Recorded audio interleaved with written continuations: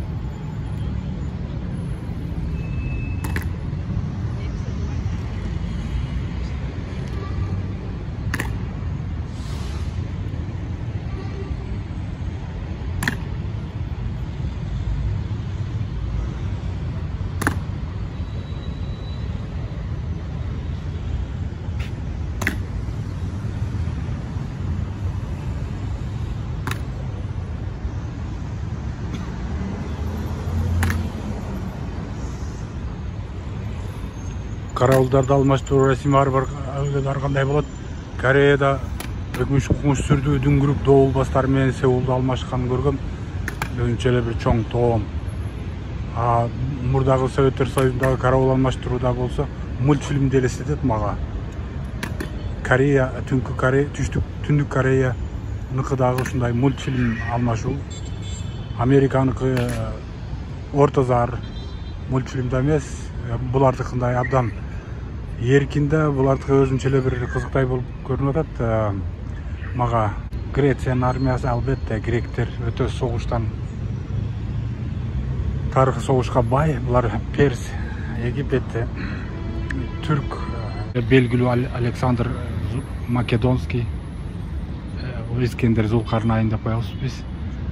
Ал дагы өтө согушчан болуп, Орто Азияны, Индияны караткан кыска убакыттын ичинде, бирок тез эле өлүп калган. Македонский деген сөзү илгери Греция, Македония деп аталган. Азыр болсо Македония бул славян өлкөсү, славян тилинде сүйлөйт, бирок ушуга байланыштуу көптөгөн чыр-чатактар болуп атат бул ат боюнча. Македония кичинекей өлкө түндүгүндө. Бирок азыр болсо Греция булар өтө байыркы өлкө болуп эсептелет. Мен аркамда офицер карап турат. Мен астындагы линиядан аркы өткөрбөйт экен. Бирок акырын келип туруп айтат экен, өтпөңүз деп. Эгер балдар болсо тепкичке чыгып кетсе, акырын көтөрүп түшүп калат экен. Ошондуктан бул жакта кандайдыр бир эркинирээк, бошураак кармайт деп ойлоп калдым. Ошону менен бирге эле булардын балким ички тарбиясы өтө күчтүү болсо керек. Анткени себеби көчөлөрдүн баарында тең грек тилинде жазылган, англис тилинде да бар, бирок башка тилдеги жок. Бир-эки жерден Кытай, Япон тилиндеги тамгаларды көрдүм. Анан булардын парламенти аркасындагы имаратты карай турган болсок, өтө жөнөкөй менимче.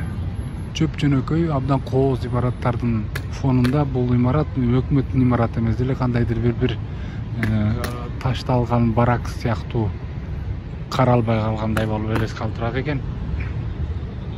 Мына булардын баскандарын карасаң кызыктай болуп атат. Менимче алдыгы ботинкесине таманына өтө көптөгөн нерсе кагылган. Ошонун бирге эле ботинкесинин тумшугундагынын ичинде кандайдыр бир металдык же бир предметтер болушу мүмкүн. Булардын кийген шымдары дагы өтө тартылган. Өзүнчө эле бул өзүнчө расмий нерсе, бир кандайдыр символикалык бир мааниси болсо керек.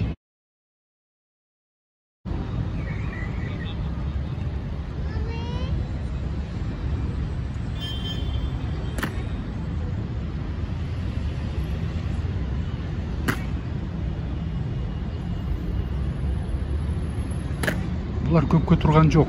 Бир 5-10 мүнөт турганда келип, аркамда турган офицер келип, буларга астына туруп кайып честь берип, ар бирин жанына барып, туура тургузуп коюп, кайра кеткен. Бирок 10 мүнөт өтпөй эле ушундай нерсе башталып атат. Же булар азыр алмашат башка жоокерлер, же болбосо кайра ушинтип булар расим өткөнгөндөн кийин кайра артына келип турушу мүмкүн. Анткени себеби көп убакыт өткөн жок. 10 мүнөт, эң максимум 10 мүнөт өттү. Булардын турганына.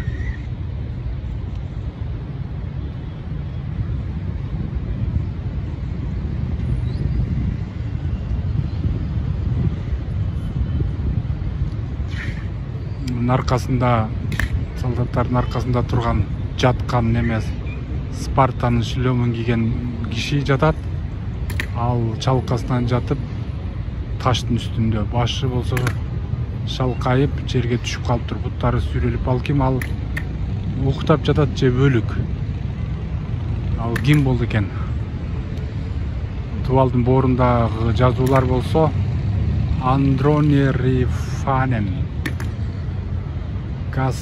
Касагетафос дейт. Сол жактагы болсо Миякл Инекен Нефе, Петая Стромена, Тонафанан деп жазылып турат. Менимче булар кетип атат. Демек, бул жердеги караулдар эгер кетип калышса, демек алар максимум 10 мүнөт, 15 мүнөт турат экен да. Кетейин десең башка эч ким жок, алмашпайт. Азыр көрөбүз. Бул жердин үстүндө эки полицейский карап турат.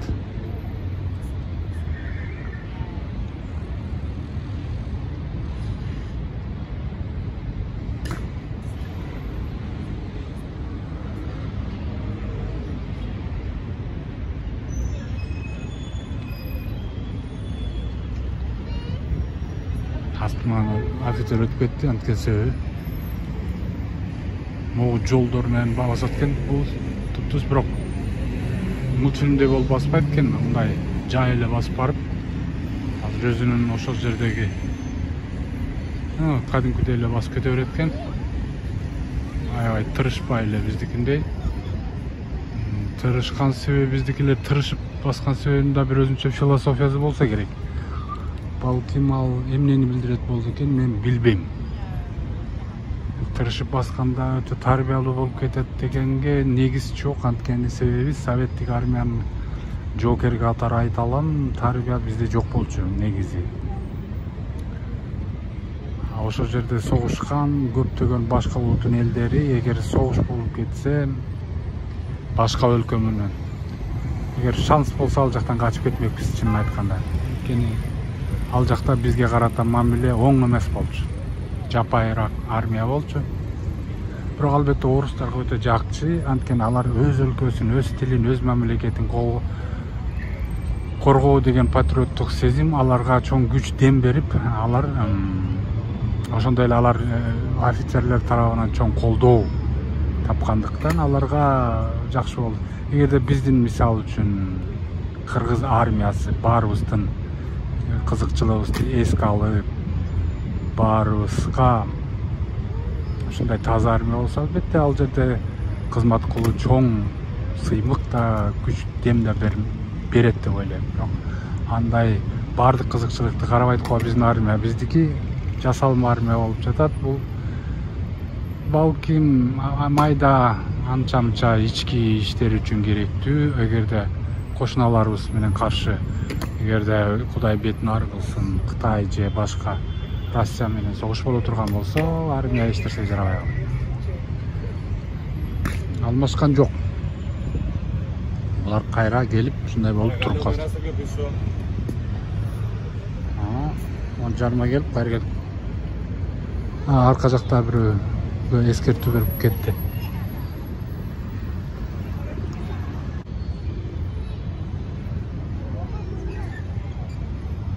Башталды. Көпкө чейин созулуп турган расим экен.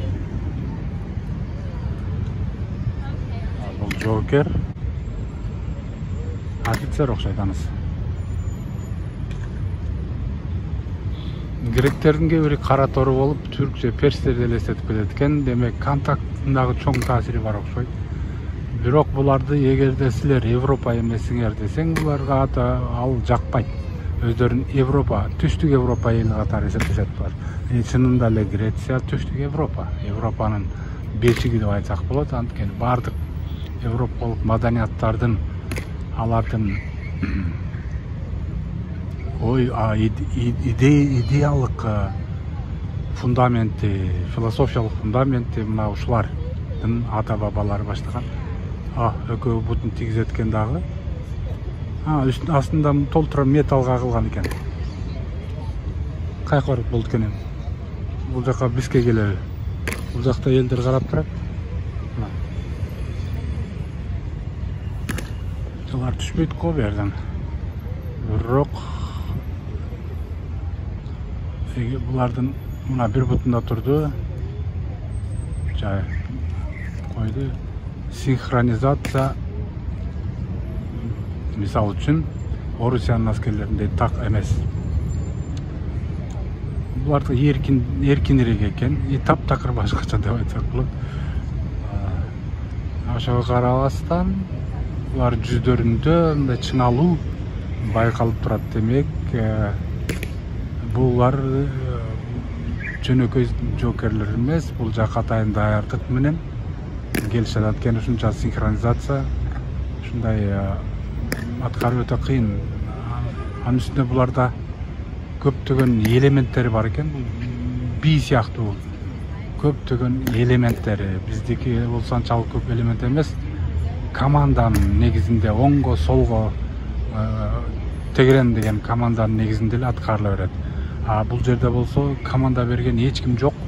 Булар өз алдынча ошол бардык синхронизация аракеттерин, иштердин баарын тең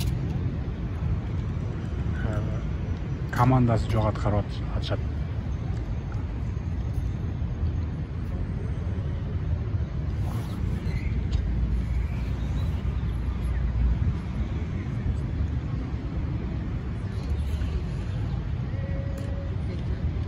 Менимче бийлети түштү.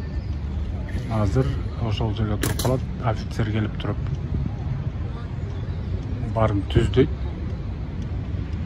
Офицердин бараткандагы жөнөкөй жай басып эле барат экен.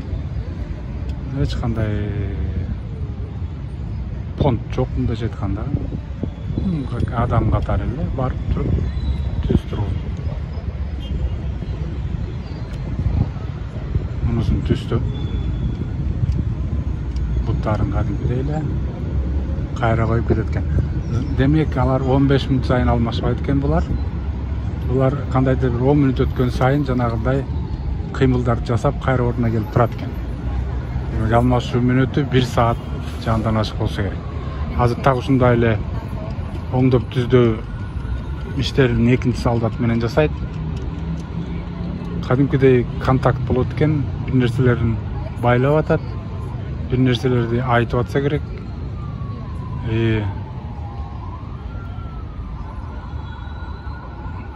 Шапкесине чейин түзөдү. Бир нерсе деп сүйлөшүп атат. Бүттү, эми экинчисине барып так эле ошондойду айтат дагы. Ого кетет. Шуну менен церемониянын алмашуу церемониясы бүттү. Рахмат, көңүл бурганыңыздар. Каналга келип жазып туруңуздар. Мындан кийин каналдарда Грециянын башка эстеликтери, Посейдон, дүйнө жүзүнө белгилүү эстеликтер, илгерки кудайлары жана башка өтө кызыктуу видеолорду көрөсүздөр. Или на такси. Дидασκалео ниас эллиникас клоссас. Где молодежь, вся молодежь собирается, там развлекаются, учат